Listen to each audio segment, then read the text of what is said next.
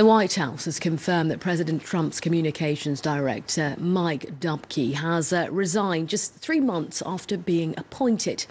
Well, Dubke gave no official reason for his resignation, but it comes as the president considers wider staff changes amid reports of disarray in his communications team.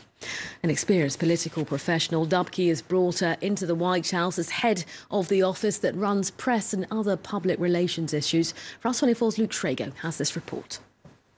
Could the White House be on the point of a major communications shake-up? Rumours have been swirling since the confirmation that Communications Director Mike Dubke handed in his resignation nearly 2 weeks ago, just 3 months after he started the job. On President Donald Trump's thoughts, the White House wouldn't be drawn.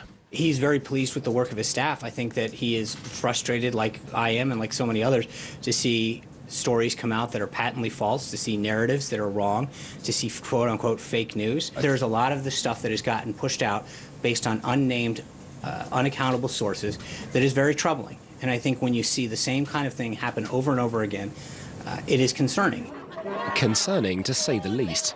The current administration may be the US's leakiest in modern history, with all kinds of information turning up in the media, from White House advisor and Trump's son-in-law Jared Kushner allegedly trying to set up back-channel communications with Russia during and after the election, to sensitive intelligence over the British investigation into last week's Manchester bombing. It may be fake news to Donald Trump, but it raises larger questions, not just as to how the US president intends to handle such leaks in future, but how he wants to handle his broader communications strategy. The press secretary may have one of the higher profile public White House roles, but it's the communication director who decides how things get rolled out. With that job soon to be vacant, attention's turning to who might step in and how hard Trump will crack down. Well, President Trump, meanwhile, intensified a tit-for-tat dispute with Germany on Tuesday as he took to Twitter to call the country's spending policies, quote, very bad. Well, the tweet provoked a sharp response by the German politician Martin Schulz, who told reporters that Trump was the destroyer of all Western values. Well, the US's president's criticism comes after Chancellor Angela Merkel raised doubts about the dependability of Washington. The details with Haxi Myers-Belkin. The diplomatic fallout between the US and the EU rumbles on, warning against what she called growing protectionist tendencies worldwide while pushing a new EU trade deal with India. The German Chancellor has reiterated her belief that Europe can no longer fully rely on the US as an ally. Transatlantic ties are of paramount importance to us. The only thing I'm saying is that the current situation provides more reasons for all of us in Europe to take our destiny into our own hands. Moments after Angela Merkel made those comments, a not-so-subtle rebuke from US President Donald Trump, who tweeted that America had a massive trade deficit with Germany, and that Germany pays far less than it should on NATO. The tit-for-tat comments underline what many see as the shift in the relationship between the US and Europe following a NATO meeting in Brussels and a G7 summit in Sicily, both of which were attended by Trump.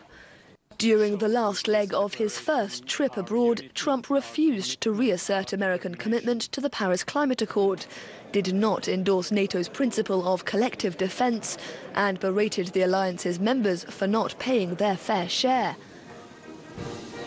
The latest development in the deepening rift between Germany and the US comes as Indian Prime Minister Narendra Modi heaped praise on what he called Merkel's vision. A sign perhaps that, no longer convinced by Brexit Britain and Trump-era America, the EU is increasingly looking elsewhere for allies. The White House has painted a rosy picture of U.S. relations with Germany. That's despite President Trump taking to Twitter to rail at the country's trade surplus and its defense spending. It was in response to remarks made by the German Chancellor Angela Merkel about no longer being able to rely on allies like the U.S. But White House press spokesman Sean Spicer claimed that relations are as great as ever.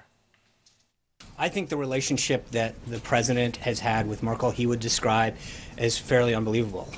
They get along very well. He has a lot of respect for her. They continue to grow the bond that they had during their talks in the G7. any views, not just Germany, but the rest of Europe as an important American ally. And while Angela Merkel stood by her warning that the European Union can no longer rely on key allies, she was also at pains today to stress that the bloc wouldn't be ditching Washington just yet.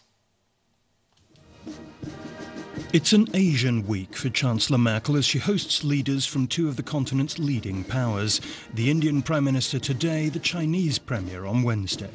Amid transatlantic tension, that's prompted talk of a pivot to Asia from a German leader known until now as a firm Atlanticist. At a news conference with her Indian counterpart, Merkel was keen to reject the idea of a pivot. Working together with such a diverse country and being there when good developments take place at the same time as investing and giving German companies a chance, that's of huge importance and in no way directed against any other relationships and certainly not against our transatlantic ties, which have been very important for us historically and will remain so in future. But the tone from across the Atlantic remains caustic, with Donald Trump reacting angrily to Merkel's suggestion the US may no longer be a reliable partner. He fired off this tweet, again slamming his country's trade deficit with Germany and Berlin's levels of military spending. It finishes with what appears to be a veiled threat. This will change. Back in Berlin, there was further stark criticism of the US president, with the leader of the Social Democrats taking aim at Trump's emphasis on military power. When it comes to the ideology of military build-up that Mr. Trump's pursuing, a man who's setting himself up as the destroyer of all Western values in a form we've never experienced, whose strategy it is to destroy European values such as tolerance, respect, cooperation between countries based on mutual tolerance and respect, we must stand in the way of such a man with his ideology of military build-up. Chancellor Merkel, meanwhile, was busy strengthening Germany's ties with India, with ministers signing cooperation documents covering trade, security and energy. That doesn't amount to a German pivot to Asia, but Berlin is widening its options. Let's get the view now from both sides of the Atlantic. We are joined by DW correspondents Christopher Springate in Berlin and Maya Schweder in Washington. Christopher, I'll begin with you because if this is not a pivot, then what exactly does Merkel want from India and China this week? Well, both countries are, the world's largest markets, so there are economic interests involved. Trade between Germany and India, for instance, has tripled over the past decade, but there is a free trade agreement that the EU is negotiating with India, which is a little bit stalled at the moment, and Angela Merkel today promised to push hard in Brussels to unblock that process. Those are the economic interests. There are also political interests. For instance, in terms of climate change, both countries, China and India, have supported quite strongly the Paris climate agreement. And Narendra Modi, the Indian Prime Minister today, said he would stick to that agreement with or without the US. Those are words, of course, that Chancellor Merkel was very happy to hear today, and she made a point of calling Narendra Modi a reliable partner. Absolutely. Let's talk about the U.S. a little bit more. Maya, that's where you're standing by. And in the meantime, President Trump, his latest tweet there, it has ratcheted up those transatlantic tensions. It's a line of argument, though, this tweet that he's issued that we have heard before, we have to mention. What is significant, though, about it this time? Well, as you said, Sarah, it is something that we've heard before, but the difference this time is now he's president. When we heard this sort of rhetoric from him before, he was the candidate Trump, and he was very tough on economy. He was very tough on globalization. He was very tough on these multilateral trade deals that he deemed bad for American workers and bad for the American economy.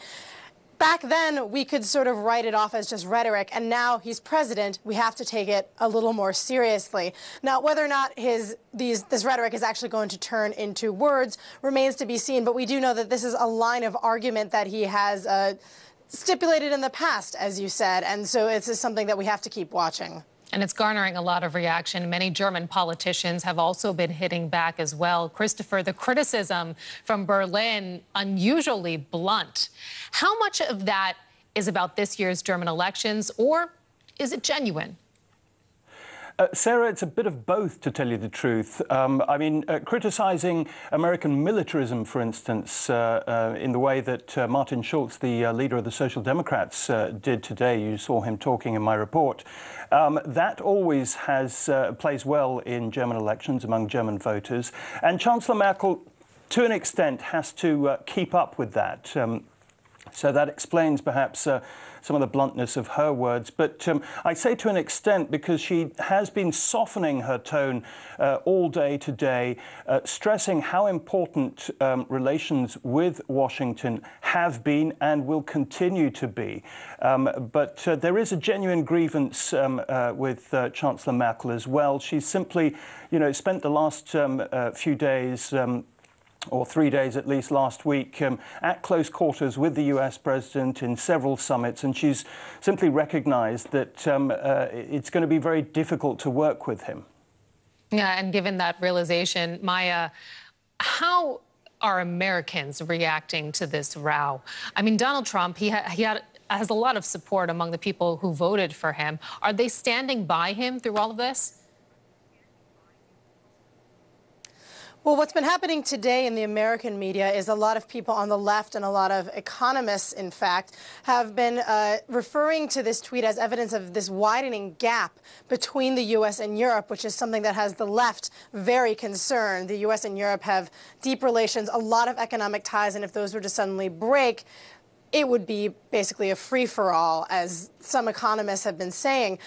But we have to remember that on the on the right, this is what Trump supporters want. They want what he calls America first. They don't want these multilateral trade deals. They want cars made in America. They want other products made in America that right now are being provided by Germany. And so this really is just red meat for his base. It very much plays into what they want from him. And Christopher, the G20, we know, meets in Germany next month. Trump will be there. He's scheduled to be there. Is this summit in trouble?